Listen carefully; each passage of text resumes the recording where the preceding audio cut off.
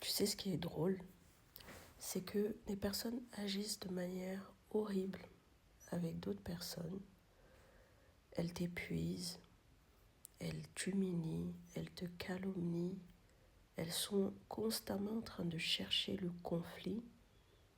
Quand tu étais avec elles, elles agissaient d'une certaine manière, elles faisaient j'oublie toujours, c'est un truc boomer, love bombing, voilà.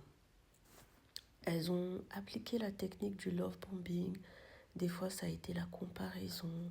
Ah ben moi, quand j'étais avec telle personne, ma vie, etc.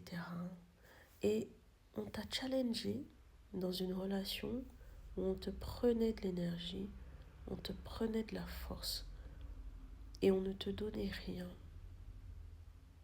Très peu de miettes. Tout ça pour que tu continues à cravacher comme ça. Mais aujourd'hui, c'est toi qui devrais avoir honte d'être parti d'une relation qui ne te nourrissait pas, qui ne te respectait pas, qui t'humiliait.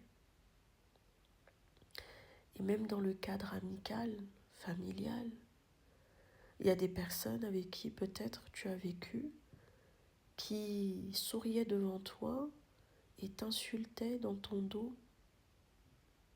Et c'est toi qui dois avoir honte parce que tu les as aimés, parce que tu les as écoutés, parce que tu as été présente à chaque instant de leur vie, alors que toi, tu ne comptais pas.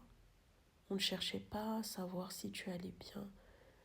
Et même quand on voyait que tu allais mal, on voulait t'enfoncer encore plus. Et c'est toi qui devrais avoir honte et culpabiliser d'être parti et de t'être choisi.